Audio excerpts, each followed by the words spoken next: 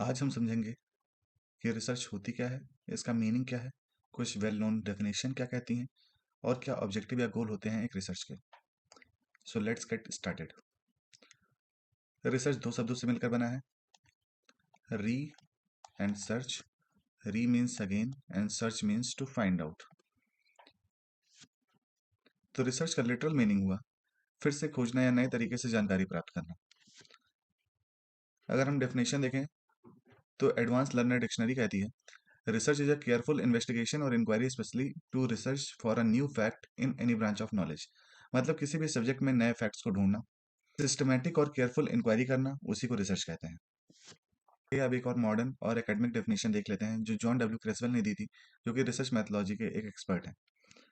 उनके हिसाब से research is a process of steps use to collect and analyse information to increase our understanding of a topic or issue.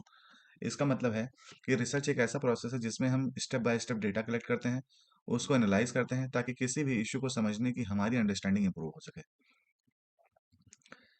अगर हम दोनों definition का comparison करें तो कुछ कॉमन एलिमेंट सामने आते हैं जो रिसर्च को डिफाइन करते हैं। जैसे रिसर्च एक process of inquiry and investigation है, मतलब research always start with a question or a problem. ये सिस्टमैटिक होता है और मैथोलॉजिकल होगा, रैंडम नहीं होगा, हर स्टेप केयरफुली प्लान किया जाता है। इट इंक्रीजेज नॉलेज, मतलब हर रिसर्च का मेन पर्पस होता है नॉलेज बेस में कुछ नया ऐड करना। यानी रिसर्च सिर्फ एक एग्जिस्टिंग फैक्ट को रिपीट नहीं करती बल्कि नए फैक्ट को डिस्कवर करती है या नए एंगल को एक्सप्लोर करती है। अब स्कॉलर कुक के द्वारा दी गई हुई एक डेफिनेशन में एक्सप्लोर कर लेते हैं। उनके हिसाब से रिसर्च एक ऑनेस्ट, डिटेल्ड ओरिएंटेड और इंटेलिजेंट प्रोसेस है जिसमें रिसर्चर फैक्ट के मीनिंग समझने की कोशिश करता है किसी स्पेसिफिक प्रॉब्लम के कॉन्टेक्स्ट में। अब उन्होंने कुक ने रिसर्च के एक्रोनियम्स दिए थे जो कि हर वर्ड एक्सप्लेन करता है कि रिसर्च कैसा होगा या रिसर्च का एसेंस क्या होगा। जैसे R for rational way of thinking, मतलब सोच समझकर लॉजिक के बेस पर एनालाइज करेंगे हम। एक्सपर्ट एंड एग्जॉस्टेड, मतलब सब्जेक्ट मैटर का डीप और प्रोफेशनल एनालिसिस करेंगे। सर्च एंड सॉल्यूशन, मतलब फैक्ट को ढूंढेंगे और सॉल्यूशन प्रपोज करेंगे। एग्जैक्टनेस, मतलब एक्यूरेसी, यानी जो डेटा है वो प्रिसाइज हो। एनालिसिस, मतलब कलेक्टेड डेटा का एनालिसिस करना है हमको। R for relationship of facts, मतलब डेटा के बीच कनेक्शन समझाना है। C for critical observation, careful planning, constructive attitude and condensed generalisation, यानी observational skill, planning, positive search process और मीनिंगफुल कंक्लूजन देना। ऑनेस्ट एंड हार्ड वर्क, मतलब ईमानदारी और मेहनत से रिसर्च का फाउंडेशन बनाना। अब बात करते हैं रिसर्च के ऑब्जेक्टिव के बारे में, मतलब रिसर्च करते हम क्यों हैं। रिसर्च का मेन एम होता है क्वेश्चन के आंसर ढूंढना साइंटिफिक तरीके से ताकि नए इंसाइट्स मिल सकें।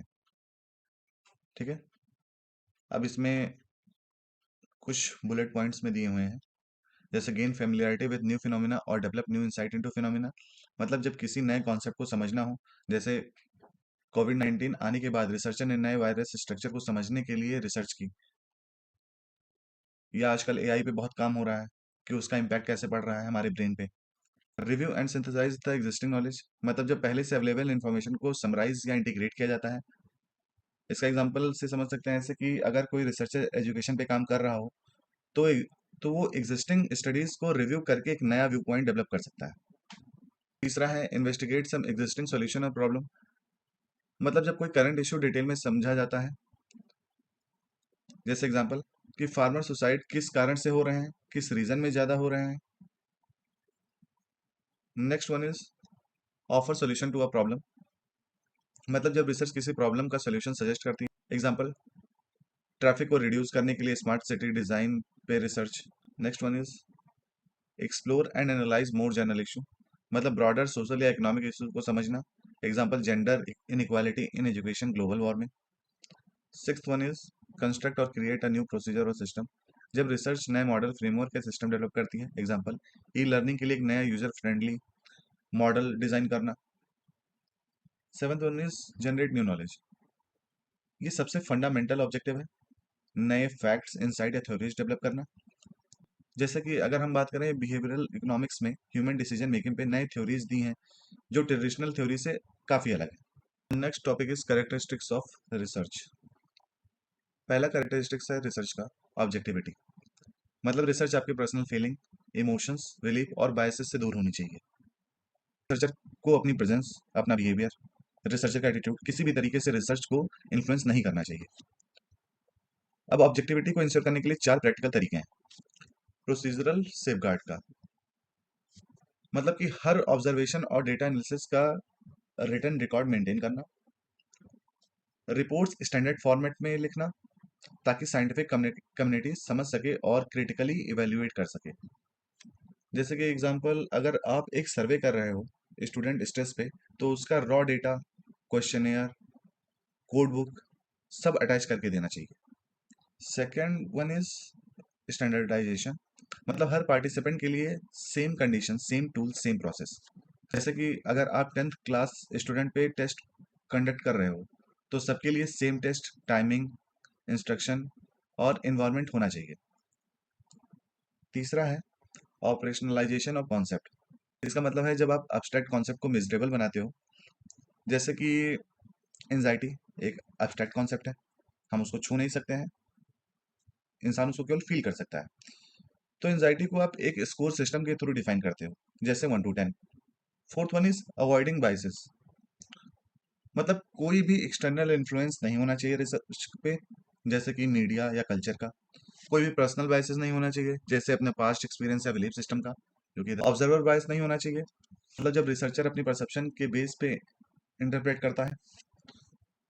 एक्सपेक्टेंसी बायसेस मतलब रिसर्चर को कभी भी कोई भी रिजल्ट पहले से ही एक्सपेक्ट नहीं कर लेना चाहिए।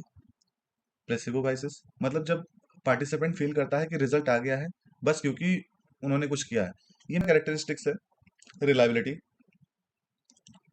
मतलब कि रिसर्च कंसिस्टेंट है या नहीं।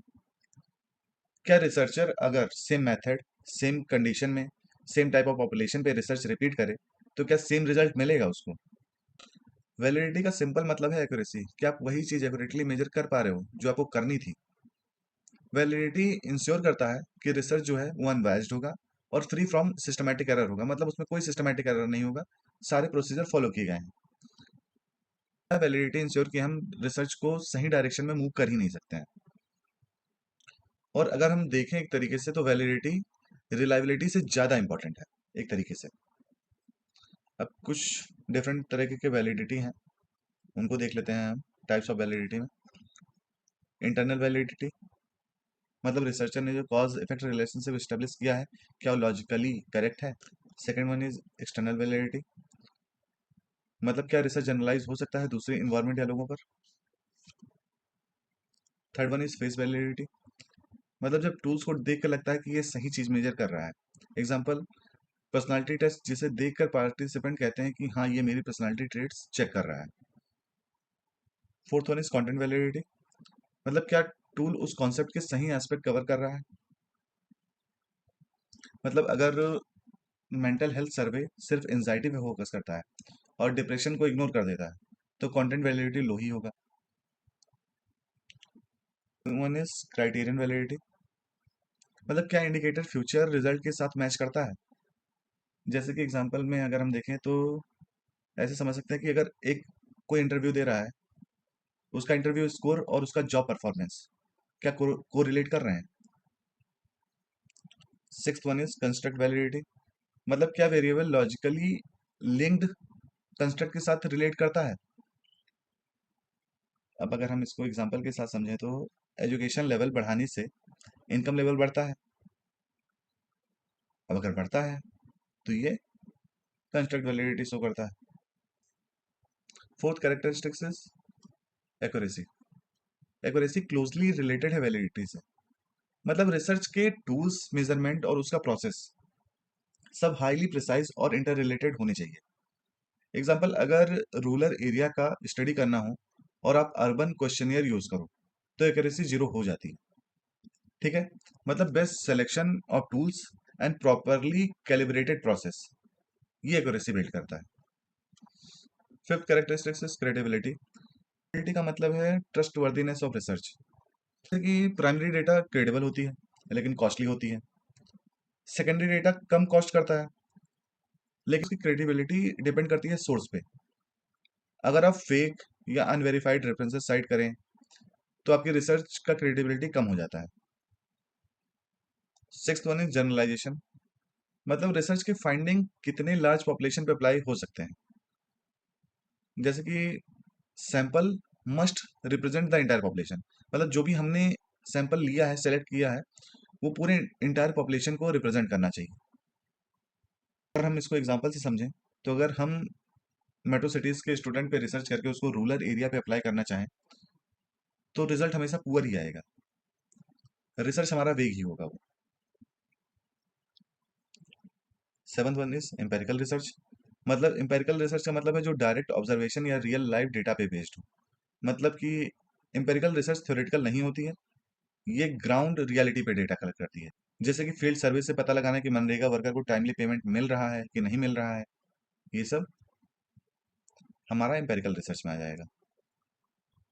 एट्थ वन इज सिस्टमैटिक, जैसे कि हमने डेफिनेशन में भी देखा था कि रिसर्च एक सिस्टमैटिक प्रोसेस है, मतलब वो एक स्टेप बाय स्टेप प्रोसेस है, स्टेप्स को फॉलो करता है। हमेशा लॉजिक प्रिवेल करेगा कि अगर हम प्रॉब्लम को आइडेंटिफाई कर रहे हैं तो उसके बाद हम लिटरेचर रिव्यू करेंगे, फिर उसके बाद हम हाइपोथेसिस फॉर्म करेंगे, डेटा कलेक्ट करेंगे, एनालाइज करेंगे, इंटरप्रेट करेंगे, फिर हम कंक्लूजन देंगे। तो एक सिस्टमैटिक वे में चलेगा रिसर्च। ठीक है। Ninth one is controlled factor, मतलब रिसर्च में मल्टीपल फैक्टर्स होते हैं, कुछ टेस्ट करते हैं, कुछ कंट्रोल करते हैं। जैसे कि अगर हम हेल्थ पर रिसर्च कर रहे हैं पर अगर इनकम, एजुकेशन और लाइफ स्टाइल कंट्रोल नहीं करेंगे तो रिजल्ट हमेशा फ्लॉड ही आएगा। जैसे कि फिजिकल साइंसेज में कंट्रोल इजी होता है, लैब कंडीशन होता है, और सोशल साइंसेज में ह्यूमन बिहेवियर अनप्रिडिक्टेबल होता है, तो वहां पे थोड़ा कंट्रोल करना मुश्किल होता है। Tenth one is cyclical, research एक साइक्लिकल प्रोसेस है जो प्रॉब्लम से स्टार्ट होता है और सॉल्यूशन के बाद नई प्रॉब्लम को जन्म देता है। जैसे कि एग्जांपल अगर हम देखें तो जो बच्चे ड्रॉप आउट कर रहे हैं स्टडीज से, जो पढ़ाई नहीं कर रहे हैं, उनका एक रीज़न हो सकता है कि उनके पास पैसे नहीं है, फाइनेंशियल इशू है उनके पास। तो अब हम नेक्स्ट रिसर्च जो करेंगे, हम उनको फाइनेंशियल एड कैसे दे पाएं, इस पे करेंगे। तो एक पूरा प्रोसेस रहता है जो कि साइक्लिकल होगा। तो ये पूरा एक साइक्लिकल प्रोसेस है। 11th वन इज लॉजिकल, बहुत सिंपल है कि रिसर्च रीजनिंग पे बेस्ड होती है, बिना लॉजिक के रिसर्च अनरिलायबल होगी। मतलब कि अगर हम इंडक्टिव रिसर्च कर रहे हैं तो ऑब्जर्वेशन से हम जनरलाइजेशन पे जाएंगे, डिडक्टिव कर रहे हैं तो थ्योरी से फिर हम हाइपोथेसिस पे जाएंगे, फिर हम टेस्ट करेंगे। ठीक है। रेप्लिकेबल, मतलब रेप्लिकेबल रिसर्च वो होती है जिसको कोई और रिसर्चर सेम प्रोसेस से रिपीट करके सेम रिजल्ट ला सकता है। मतलब अगर उत्तर प्रदेश में कोई रिसर्च हुआ है किसी यूनिवर्सिटी में, तो अगर सेम प्रोसीजर फॉलो किया जाएगा एमपी के किसी भी यूनिवर्सिटी में, तो वहां पे भी सेम ही रिजल्ट आएगा। तो मतलब रेप्लिकेशन जो है वो कॉन्फिडेंस और साइंटिफिक वैल्यू को बिल्ड करता है।